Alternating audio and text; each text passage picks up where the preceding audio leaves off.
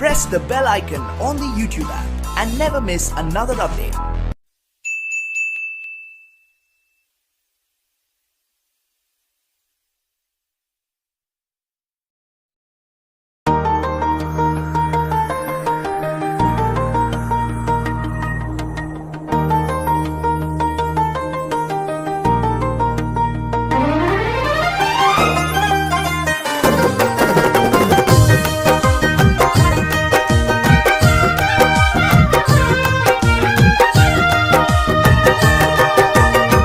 मांगे सब कुछ दे देली महिमा अपरंपार।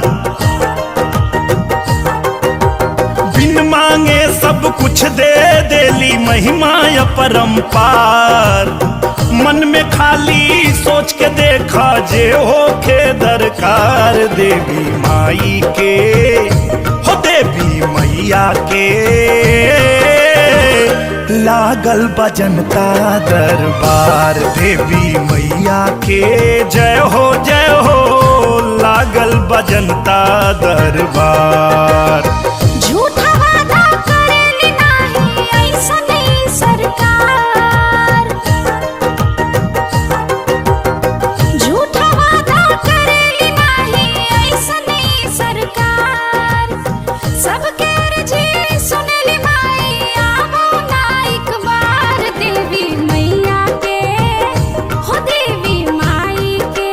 जय हो लागल बजनता दरबार देवी माई के, लागल बजनता दरबार।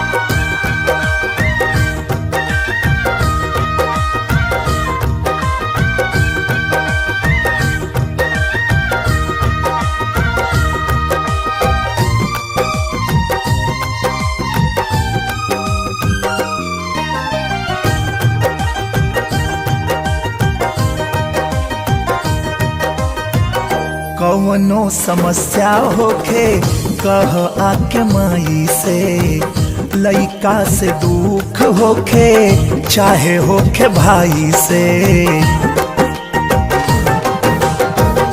एगो सरकार से ना देश चल पावे, माई अपना सत से सारी दुनिया चलावे। सारा दुखवा हरेली मैया, सारा दुखवा हरेली मैया, करेली बेड़ा पार देवी मैया के, हो देवी मैया के। अर जय हो लागल बजनता दरबार देवी माई के, लागल बजनता दरबार।